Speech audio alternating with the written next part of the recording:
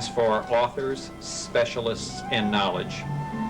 And what occurs is children read a particular book. The children go through a variety of procedures where they read and they write and they do journal reflecting. They're kind of empowered knowing that they can try out their questions, actually use their questions to find additional information about what they're reading.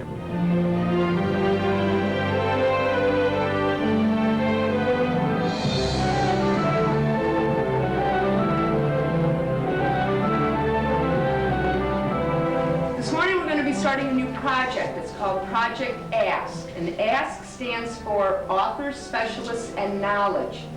And what we're going to be doing is we're going to be reading the novel Bud Not Buddy by Christopher Paul Curtis. And what you're going to do is interview Christopher Paul Curtis. So we're going to be going through a process where you're going to be reading about 30 minutes a day. You're going to be writing a response in your response journal. I don't want a summary. I know what's in the book. I've read it. I want your reaction to what you read, your gut feeling, whatever comes to mind about what you read. If you thought something was funny in the book, that's great. But explain why you thought it was funny. If you thought something was sad, that's fine. Explain why you thought it was sad, though. It's your reaction. Because what you're going to do from your reactions, you're going to create questions that you're going to want to ask Christopher Paul Curtis.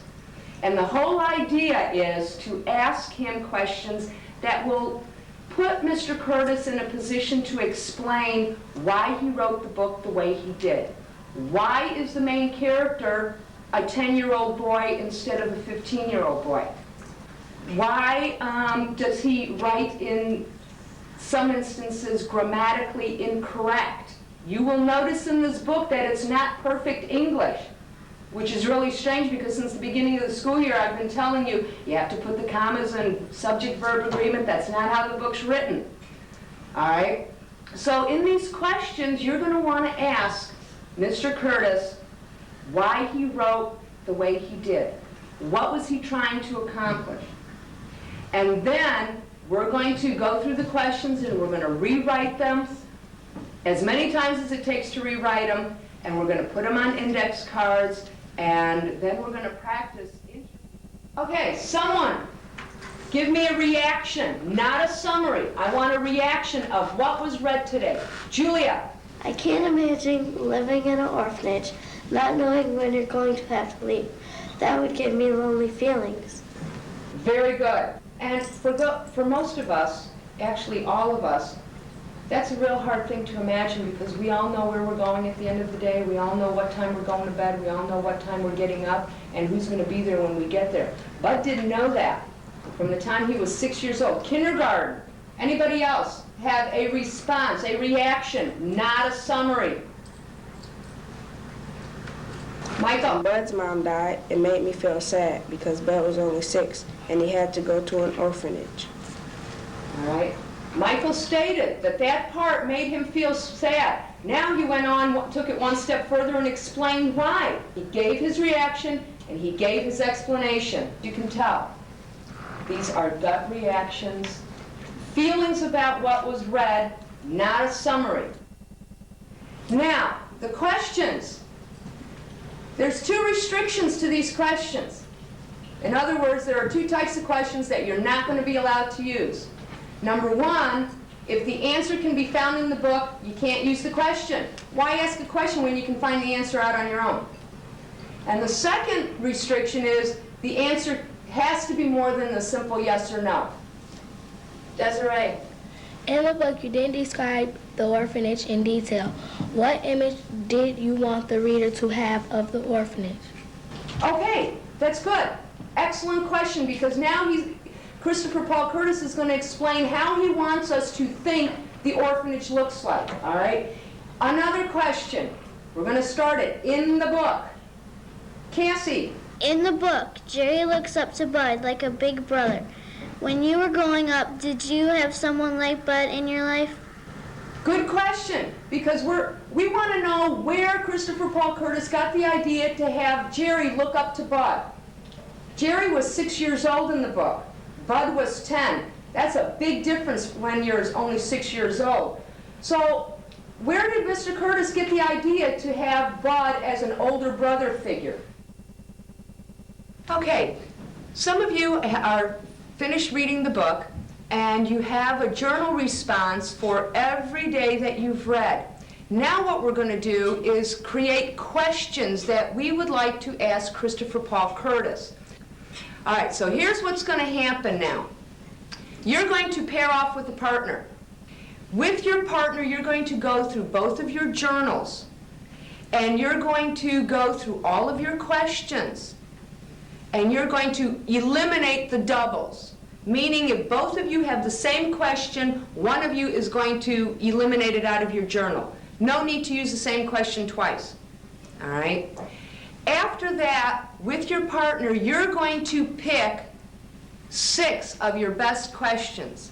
So in other words, you've got to go through all of your questions, and you have to decide what makes a good question, what makes a not so good question. What would you have to do to make it a better question? You're evaluating what you've written. So with your partner, you're going to choose 6 really good questions. How did you think of Bud Caldwell? Or, like, how did you think of his character? That's a good question, but you can change it a little bit. Okay. You got one? What is the biggest message that you want your readers to get out of this book? Oh, I like that one. We'll put that one down. Okay.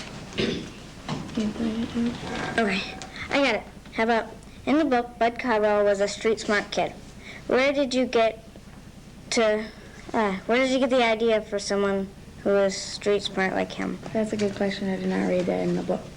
Okay. In the book, Bud experienced loneliness. Have you ever experienced such loneliness? Bud experienced loneliness. Have I ever experienced loneliness? Everybody's been lonely at some time in your life. Sure, I've been lonely. There have been times when I was lonely. Nothing as severe as Bud's, though. Bud was really lonely because Bud didn't have anybody who cared about him. I've always been fortunate enough to have people who cared about me, and my loneliness really stems from not having them around, while Bud's loneliness stems from not having anybody around. So, yeah, I felt loneliness before. What is the message that you want your readers to get out of this book? What is the message that I want my readers to get out of this book? Reading is a very personal thing. Everybody takes different things away from what they read. I don't know if I have one overriding message. I think everybody takes what's important to them from it. I hope that you learn about acceptance of people. The main thing I want you maybe to ask questions about the depression. That's what I hope happens with the book. That you read this and you say, wow, were there really 10-year-old kids that were wandering all around by themselves in the country? And there were hundreds and thousands of kids whose parents didn't have the money to take care of them, and they just had to go and fend for themselves. Hi, I'm Emily. I'm not quite too nervous, just a little, but that's okay. What do you think Kenny Watson and Bud Caldwell would say to each other if they ever met? Oh, wow, that is an excellent question. I've been interviewed 9 million times over the last month about things, and I've gone to 1 billion different schools, and I've never been asked that question. That is a very good question. Good, well thought out question.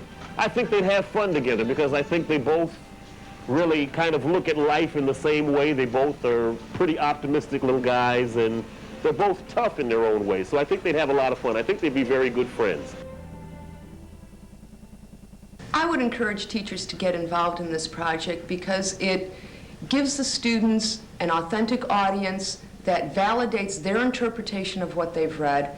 It gives them an opportunity to respond and react to what they've read using their own voice, and it gets them to read a book that they may not otherwise pick up and read.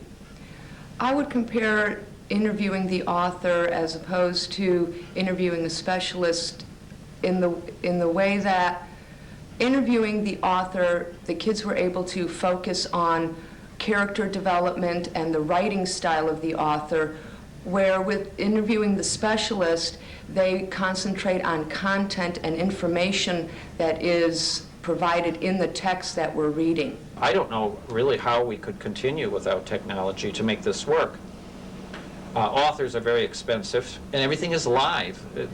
Everything else is the same. You ask the question, and the guest immediately responds, whether you see the guest on a big screen or right in front of you. The distance learning makes possible many future programs that I know we would not be able to even think about if this would be taken from us. The quality was beyond compare with what I've done with other students, but I've done this before with things that Dr. Kettel has done, and it was just, it's really the level that I expect. But one of the things that when you do this a lot of times, you're almost on cruise control. You're answering the questions automatically because you get the same questions over and over and over.